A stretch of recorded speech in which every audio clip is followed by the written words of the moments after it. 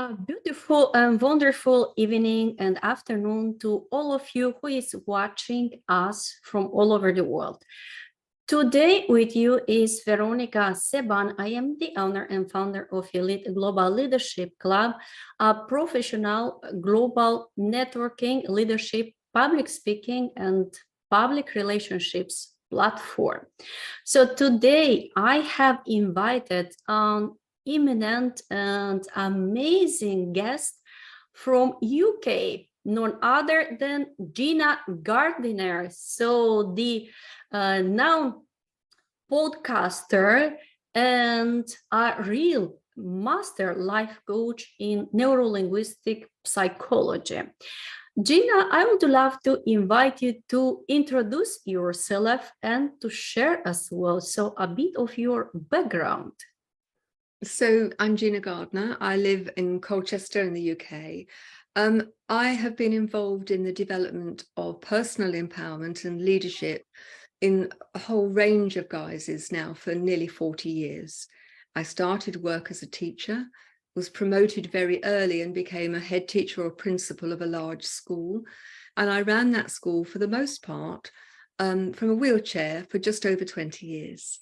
The school was award-winning, and the gift of my disability was that I had to find a way to help people take radical responsibility for their own performance and a shared responsibility for the whole team.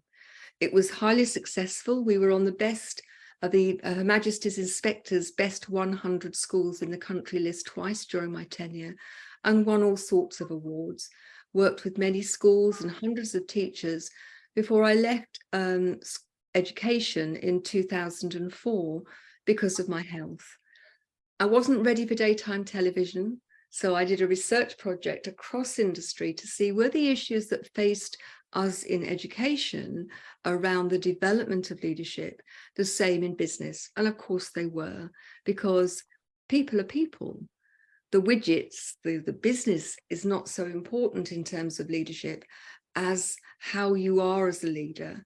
And so from 2005, I've run my business, first of all, Gina Gardiner Associates, and now Genuinely You. And it's still very much about personal empowerment, working on the basis that to be a leader, you first have to lead yourself. And then how do you then lead other people effectively? And Genuinely You arose because I had this sense that I needed to reach more people. I have a hairy, audacious mission, which is to positively impact on at least 1 million leaders within the next 3 years, because I believe that the quality of leadership is what's going to make the difference as we move forward. Wow, such powerful introduction and background. And I would love to move to the next question and to ask you, what has motivated you to choose for the leadership niche and not for another one? Because you are also a master coach in neurolinguistic psychology. I think for me, one of the things that I realized very soon when I went into education and became a teacher is that it's how people lead themselves and lead others. So whether you are a parent or you're a teacher or you are in business, watching how some people are naturally leaders, and you could see that in the children, that some children were natural in the way in which they got other people to follow them, sometimes very positively, sometimes not so positively. And then as I became a head teacher, and I was very young, I was only 29 when I became the head teacher of a large school, it was, how do you help people take radical responsibility to support children? I think one of the reasons I was so passionate about it is I'd been very unhappy at school. And I wanted the children at my school to not only enjoy their education, but to look for the strengths in each of them. And when I became a head, to do that with my staff and to look at whether they were teaching or non-teaching, how could I help them be the leading professional in their particular role? And then it spread out from my own school into other schools.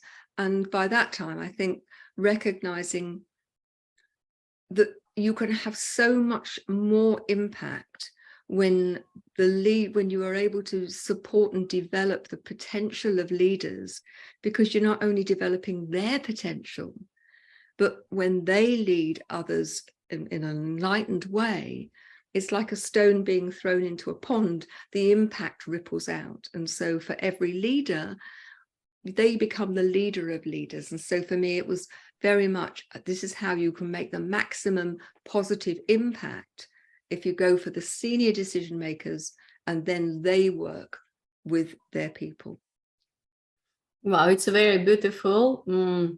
Educating such ability, I mean, within another people and seeing them transforming themselves through your contribution. So I am very proud of having you here with us on the stage and being also an example for many of us, and probably also for many children, like you mentioned, that I think that leadership on my personal opinion, so based on my personal opinion, should be introduced also in the schools and universities. What do you think? So from that point of view, how effective so would be the leadership being introduced in schools and universities? I think it happens now by chance.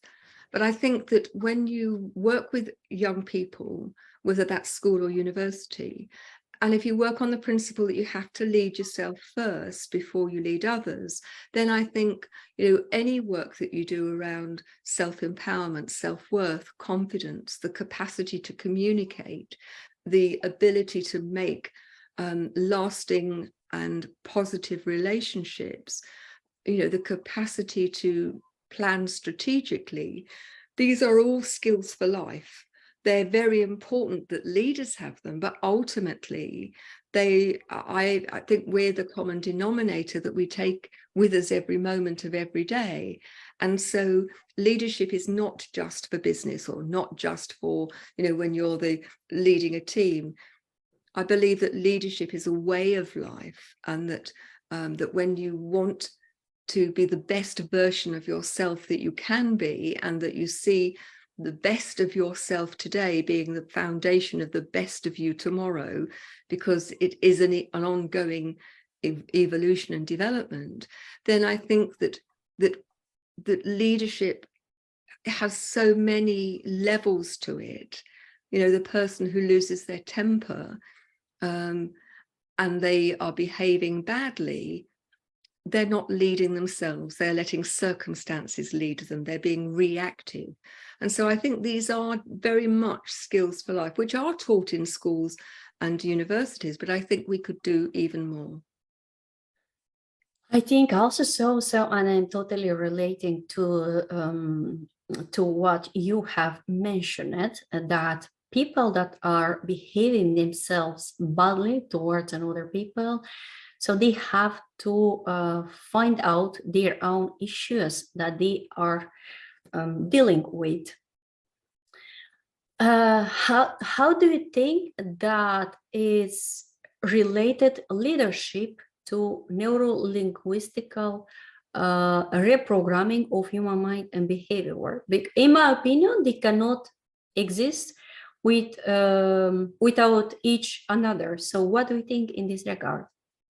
I think neuro-linguistic programming, or NLP, is a very useful tool. It helps you use language to change beliefs and behaviors, and it does that more quickly than perhaps you would without it. But I think it's one tool.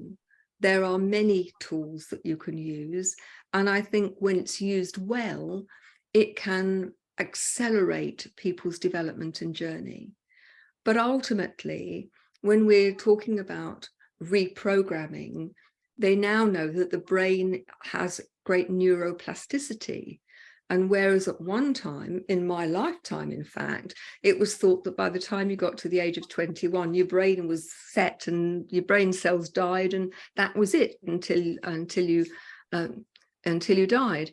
they now know that that's very different, and that by learning new things and by creating new patterns of beliefs, emotions, behaviors, and language, that we can reprogram the brain. So the old saying, you can't teach an old dog new tricks, is not true.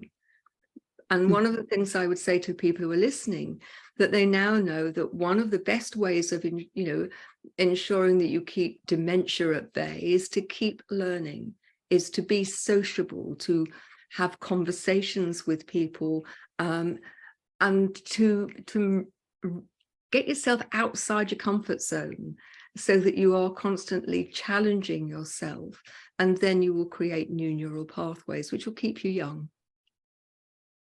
Yes, I think so, and I am totally agree with what you mentioned. And I think that NLP is a must, to lead ourselves, and especially to unleash our potential, the unknown from inside down, because it's there about actually the NLP, where we can rediscover ourselves, our hidden talents even, yeah. It is very powerful. I also think that there are people who use it in a way that perhaps isn't as positive and as helpful. But I think used well, as I say, it can accelerate people's journey to self-mastery. And I think that's really important.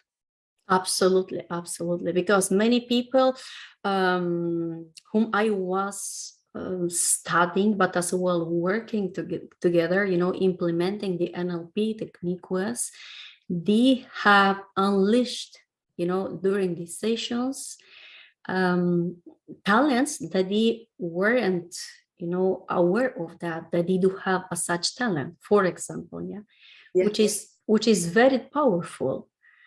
I have been coaching people implementing the NLP technique was, where I have created a model, which I call the identity model. Yeah. Okay. And this model helps many, many people to discover themselves, to discover the unknown, what they cannot see. I think so often we don't know what we don't know. Exactly. We assume that Tony Robbins talks about it, the landscape is not the territory. And I think it's very easy to assume that what we believe is the only thing. But one of the things that NLP teaches you, as you know, is that our perception becomes our reality. And if you shift your perception, then your reality shifts too. And one of the reasons why it's useful to work with someone is that they can challenge your perceptions and challenge your patterns and hold a mirror up to you and say, really, is this the only way? Because there are other ways that you can approach this. And I think it's helpful to have somebody that you trust, who has your best interests at heart, challenge you in a constructive way to think bigger, to do things differently. And I think, as we've just said, NLP is a really helpful vehicle to do that. Yes, absolutely. I do believe in that, because it has helped me too. Yes. To rediscover myself, to redesign even some patterns, that they weren't working anymore in my life. Yes. Yeah, just using the modalities of an NLP, yeah, and the communication model, Yes. what I'm talking about, yeah. Yes, exactly. And I really do love the NLP technique was. Okay, so now I ask these questions intentionally so that we can share with our lovely audience how effective and powerful can be NLP in association with leadership. If you really want to unleash the unknown and your potential, then I highly recommend to implement the NLP technique was to become the leader who you truly want to be. And that's exactly what I am doing on the Elite Global Leadership Club. So That's why has been created Elite Global Leadership Club. Yeah, in combination with the NLP techniques that are implemented, yeah, in the personal development courses and coaching programs. Being said that, I would love to list a bit back, list out your book of career, and to invite you to share with us a bit about your podcast channel. And so what has been the purpose of setting up a such channel? So I have a syndicated radio show. It's syndicated around the States, and you can listen through either an Apple or an Android app. If you go to Brushwood Media Network, that's Brushwood Media Network, and you look for my show, which is called Gina, Gardiner and Friends. Now, I have a wide range of guests on my show. I've been doing radio in one form or another now for 6 or 7 years. The one thing that all of my guests have in common is that they add value. So the theme is chosen by the guest, and the themes are wide ranging. They can one day be about finance, another about health or abundance or spirituality, NLP, leadership, writing a book, a motivational story from somebody who's overcome abuse or physical difficulty. So that the themes are eclectic, but what they have in common, and one of the things I'm very protective about, is that the show gives people information, insights, motivation, inspiration, practical strategies, so that by the end of the show that people feel better resourced than they were at the beginning. Wow, it's very beautiful and powerful, so at the same time. And thank you also, Gina, for having me on your show too. I really have enjoyed our session. Thank you. That you will, we've done the recording. It's going to feature in the next few weeks. But yes, great guest. And I think that, for me, one of the things I want to do is to give people the sense that there are alternatives. If things aren't working in the way that you want them in your life, the only person who can really make that difference is you. And so giving people the tools with which to take charge of their life goes back to radical responsibility. If you leave other people to organize your life, and other people's moods are what determines how you feel, you're handing over your power. So to step into your genuine power, it is about you making the decision that you will take radical responsibility for your beliefs, your thoughts, your emotions, your actions, and your words. Absolutely. And I do believe that we are responsible for everything in our life. Of course, that there are, situations when we cannot control everything. But what we can do, we can change the approach and our reaction and the way how do we deal with these situations. Yes. Absolutely. Yes. And, I'll give you a small example. I'm a wheelchair user, and I ran my school for the most part from a wheelchair, as I say. I've learned to walk twice as an adult. And many people look at a wheelchair and think of that as something that is of lack, that it is, it's an awful thing to be in a wheelchair.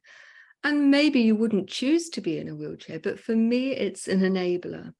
It's enabled me to travel, to do things that otherwise, if I was limited by what I could physically do, my life would be very different. So I refer to it as my chariot on fire. I only ever drive it at full speed, I have to say. And so my perception of my wheelchair is of something that enables me to expand my world rather than something of lack. And I think you get what you focus on. If you focus on lack, then you will attract a greater sense of lack. If you focus on what you can do, It's a great starting point to then expand what you can do now into what else can you do moving forward. Absolutely. And I really do believe in creating opportunities. So remember that you are the one who is responsible, to design your life the way you really want. Because if you focus on positivity, you will attract positivity. And that's exactly how does work the law of attraction. Like you are what you think. And like it's short and powerful. I really love, this quote, you are what you think. Yes, I think that's very true. I think we all have a tendency to limit ourselves. We have beliefs which are empowering, but most of us have some beliefs which are far less than empowering. And if I may, I'd like to share a story where I was brought up short in terms of I saw how I was limiting. So in 2006, I'd been a head teacher for 20 years. I'd left, I'd started up my own business. And while I was a serving head teacher or principal, I went out and our budget was dire. And so I did a whole range of jobs. So I worked as a workforce reform advisor for the government. I was a trainer facilitator for the National College of Leadership, a trainer assessor for the London Institute.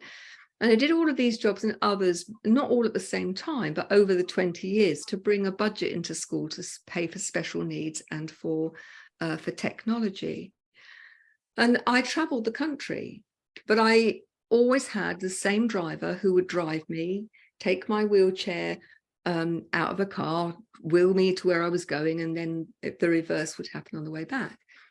So fast forward to 2006, and I had become an NLP master practitioner, and I wanted to see how other people than the people I trained with, and I trained with Ian McDermott, Robert Dilts, Susan Sunshine, who were part of the initial group that developed NLP after the people who'd originated it. And so I found myself at the Excel Centre in London, 10,000 people on the course with Tony Robbins. And I was fairly cynical, I have to say, thinking, great big American guy, full of hype. I wonder what this is going to be like. And on the first morning, I heard Tony Robbins talk about a course that he was doing in California called Date with Destiny. But I dismissed it because it was in California.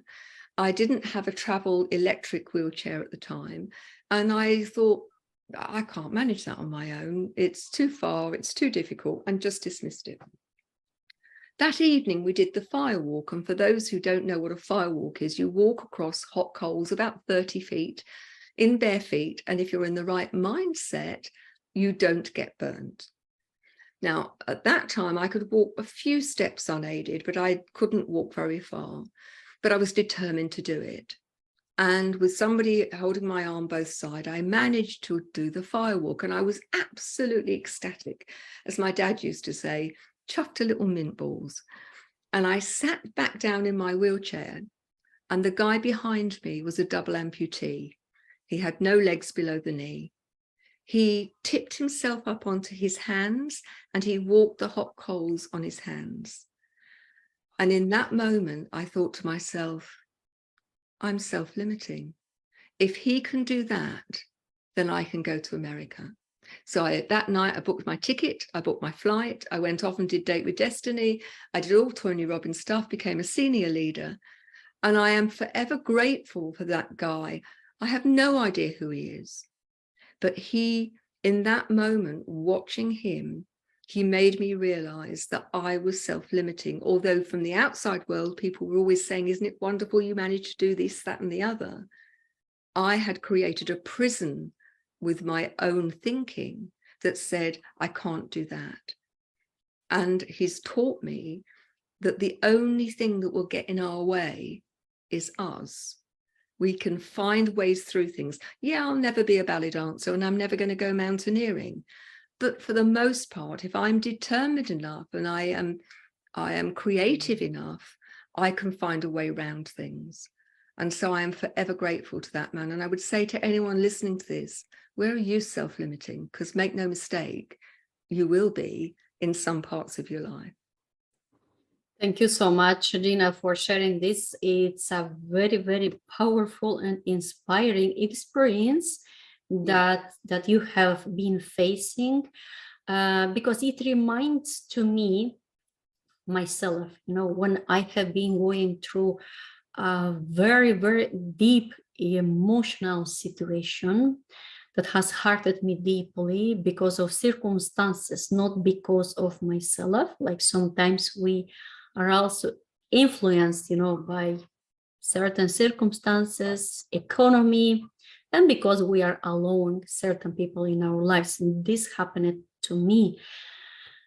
And exactly in that time, so I was limiting myself too, based on those bad experiences and those people that I have been alone in my life, giving them the permission, to harm me. Yes. Without realizing that. Yeah. So that's why this story, your experience, really touched my heart deeply. And I think that there are many, many of you out there who can recognize it within yourself, a certain situation in your life when you are limiting yourself. Therefore, I have decided to accept and to grab every single beautiful opportunity ever in my life, to be on the stages, to be to accept invitations to be a speaker, or maybe even also to help some people with their companies, just sharing my long life experience and professional knowledge, which is so beautiful. In my opinion, the most beautiful is when we do have the ability to contribute to someone's life and transformation. It's a real privilege, I believe, to be of service to people in that way. And the interesting thing for me is that as we help other people, so we also help ourselves. That giving and receiving they're a divine exchange, and we need both. And I think many people who give find it difficult to receive. And that's a lesson that I've had to learn, is that it's important to learn. But I'd like to just go back to one of the things you were talking about a few minutes ago, where you were talking about being hurt and recognizing that actually when you decide, no, I am not going to allow that to happen. I think I admire the fact that you have allowed yourself to be open, because I think so many people close things down. I've been hurt, and so I'm not going to allow anybody to hurt me again. And they close down. And particularly in relationships where what they most want is to love and be loved, but they don't trust, and they assume that everybody's going to do them down. And as a result, the very thing that they want to avoid, which is being lonely and on their own, becomes a reality. And so I think not only have we got to be mindful that we take radical responsibility for ourselves, but also that part of that is, if we have been hurt, that we have to find a way to forgive, remembering that forgiving is not condoning or forgetting, and allow that not everybody is going to be someone who's there to hurt us. Being open to the fact that there are amazingly wonderful people out there, and that we can be open again to trust, because in doing so, you give yourself the best opportunity to have the very thing that you want most. Absolutely. I really do love what you are saying. And being said that, I would love to move to the power of forgiveness. So let's talk a bit about that. How do you define the power of forgiveness, and why should we forgive? If you imagine having a chain around your neck that is constantly yanking you back into the past, that's what happens when you don't forgive. And I've worked with many people who've been the most dreadfully abused, sexually, physically, emotionally. And one of the gifts that you can give yourself is to forgive the perpetrator. Now, I think it has to be said, and we need to be really, really clear. Forgiveness is not a gift that you give the person who's perpetrated the hurt. It's not about condoning that. Whatever they've done doesn't make it right. And it's not about forgetting it because it's happened. However, when you forgive, it's the very opposite of not forgiving, where you're giving yourself the poison, the toxic thinking and lack of self-confidence that comes from that hurt. You give yourself the poison and you expect the other person, the perpetrator, to die. You're holding on to that hurt does nothing to punish the perpetrator. The only person it punishes is you. It keeps taking you back to that episode of hurt. Now, people initially find it quite a challenging concept. You know, I've been abused by somebody who should have protected me. Why should I forgive them? But when they recognize and understand that until they do, that abuse is continuing and will color their whole life. When you forgive, it's as if that chain has been cut. You no longer have to drag that portmanteau of old hurt around with you. You're truly free. And so for me, forgiveness is about giving yourself freedom. And the other thing I'd like to say about forgiveness is it's often something that people think has to take a very long time. And in my experience, often it takes a long time to get to the point where people are ready to talk about it and deal with the past. But the actual act of forgiveness, you can't part forgive. It's an absolute. You either forgive or you don't. And with support, and it is a big thing to do, but with the right support, I know of many people, I've worked with them, where their lives have become joyous, where previously they were haunted by what went on. And I think, give yourself that gift. And interestingly for me, I think we're at a time where many, and I've worked with both men and women who've been abused, but I have to say the majority have been women. I believe that when you forgive, not only are you freeing yourself, but I think that you're healing down the ancestral line, going backwards. And I think that you are giving your children the most amazing example. And you are giving them the gift of freedom from your hurt too. And without it, everything you do is going to be colored, and your children are going to, at least at an energetic level, understand that you're holding on to that hurt. And so they will feel that that's the right way to do things too. And for me, forgiveness of self is just as important. And often people find that more difficult. That, you know, why did I let it go on so long? Why did I allow it to happen? Why didn't I speak out? I think it's also important to forgive yourself. And then the third element to me in that is recognize that within all of that hurt, there have been gifts, because you're a survivor. You have built resilience, strength, the capacity to survive in the most difficult circumstances. And now you have a choice. When you've forgiven, you can either get on with your life, or you can utilize what you've learned to help other people. And I know many people who have made the decision that they will help other people. And in doing so, as we said earlier in this, when you're giving people that gift, you're also deepening your own gift to you.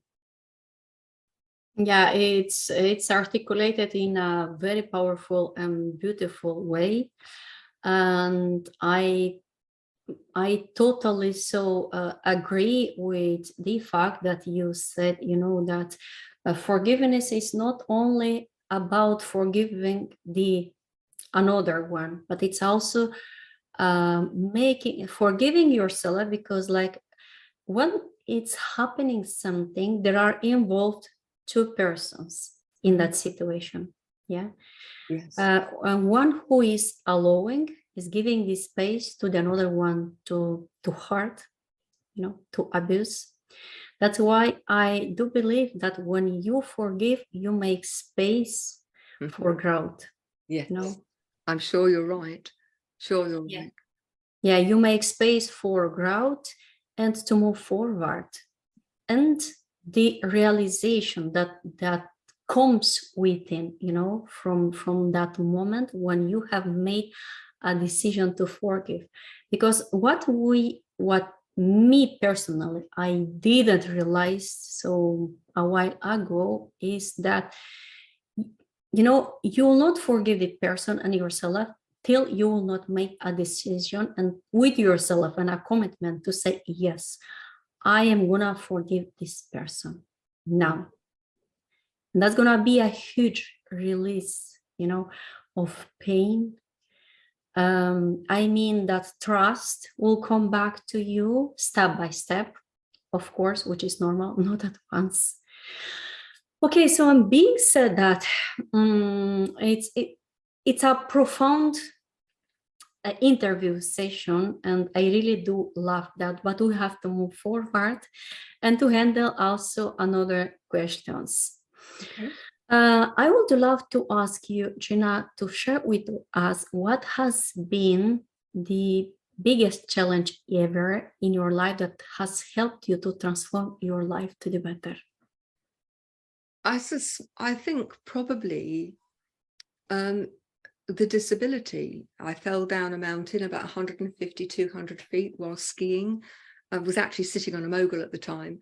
And prior to the accident, I was someone who, my nickname was Tigger.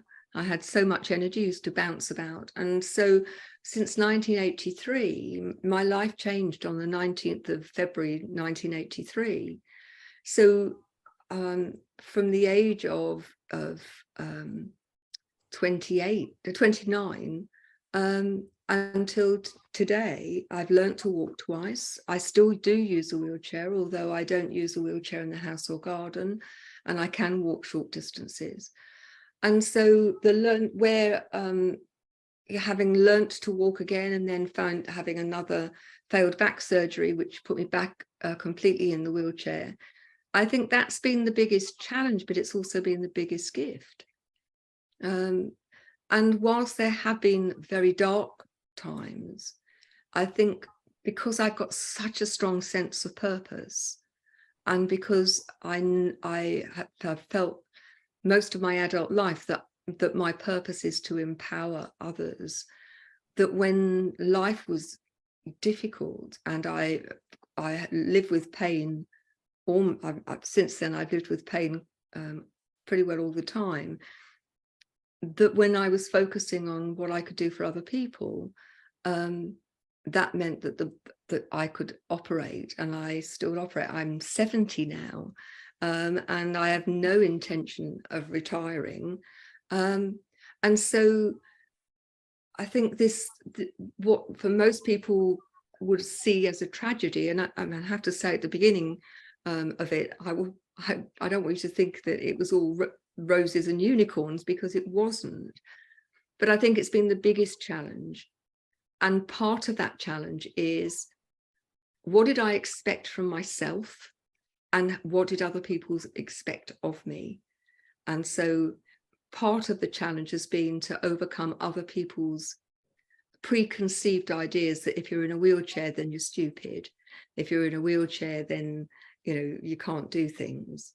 But also from my own, and I shared the story where my own limitations, which other people didn't see, but I recognized that I constantly have to challenge myself. And so I think that's been my biggest challenge, but also my biggest gift, because out of it has come the underpinning principles of the way in which I help people grow and become better leaders. Wow, it's very powerful and emotional as well. So it touched deeply in my heart. I want to mention, Gina, that I have been also in a such situation like you. Yeah. Yeah. Um, like you know already from your show, yeah, that I have been sharing like few challenges of my life, but there have been many more. Yes, I'm sure. Yeah, and life has been hard towards me, so it's not always have been like only perfume and roses. This is, you know, a proverb that we are using in the Netherlands, that life is not perfume and roses, Yes. or at least not always has been perfume and roses. And everything what I do have, I have created through my belief and capacity, you know, of build it up step by step. But I have had a moment in my life when I wasn't able to walk because of so many emotional setbacks, low back pain as well, which is called hernia. So I do have two of them actually. And I'm really dealing with many people cannot understand that it's not important. What's important, how do we deal with that? Yeah. So on how can we empower another people, you know, and what do we learn from a such painful situation, and how can we empower another people? This is what matters. Like, we could take a position, you know, of a victim, but that's not the case, because otherwise then we will not have the ability to empower another people. Because this is also the purpose, you know, of being a leader, having the ability to empower another people, to inspire and motivate them based on your own experience. Thank you again, Gina, for sharing it. It's very powerful. All your experiences are very impactful. And so now let's move forward. I would love to invite you and to share your mission. So what is your mission? How would you love to contribute to the world from now on? So my mission is to positively impact on at least 1 million leaders within the next 3 years through the development of enlightened leadership, which is leadership that is based on integrity, compassion, and the courage to do what's right rather than what's easy or self-serving. And within that, for each leader then to become the leader of leaders, so that they can illuminate the way, so we can change what's going on in the world, so that we have the capacity to create a positive future for those who come after us. Wow, it's very powerful. So thank you again for sharing it with us. And before we are gonna finalize our interview session, I would love also you to invite and to share a message of empowerment for those people who have been in similar situation like you and me. I would say to you that you are the common denominator that you take into your life every moment of every day. And so it makes sense to give yourself the very best opportunity. So first and foremost, don't let other people decide how you're feeling. Take radical responsibility for you.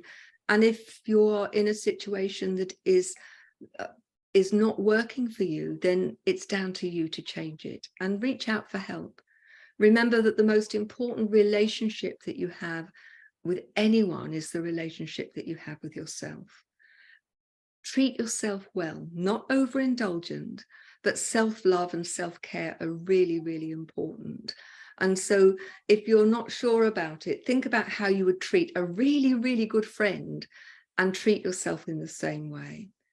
And remember that everything you do is a choice, and every choice has consequences. And even when you don't actively choose, that's a choice. And very often it's when you don't make a choice that the consequences are most far-reaching.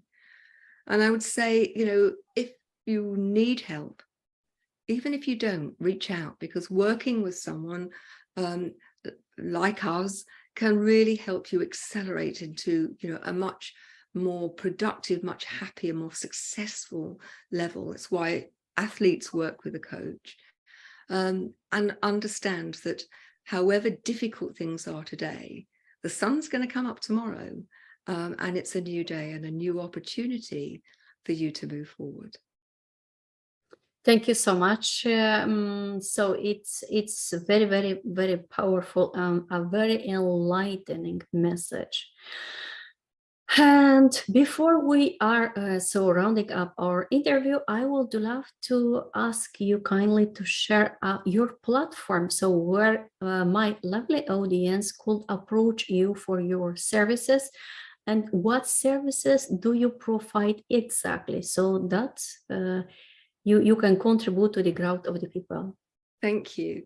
You can find my websites at genuinely-u.com and enlightenedleadership.co. Email me at gina@genuinely-u.com. You can find me on YouTube at Genuinely You with Gina Gardiner. Come and listen to the radio show at Brushwood Media Network on either of Android or Apple apps. So I have a wide range of books. You can find those on Amazon, lots and lots of videos on YouTube, but also off-the-shelf products for you on one of the websites. But at the moment, I'm just setting up some Enlightened Leadership master groups. And if you would like to be considered for one of those, there's small groups where leaders not only support one another, but I facilitate those groups. Then email me at Gina, Gina, at genuinely-u.com. And I'd love to hear from you. Thank you so much, Gina, for sharing it. And it's a huge, huge honor having you here with me this evening on the Elite Global Leadership Club, public relationships department, where we are helping you to go globally and to get more visibility. Thank you for having you here, and then we will be in touch. Take care. Blessings to all of you, and thank you for watching us. Thank you. Bye-bye. Bye-bye.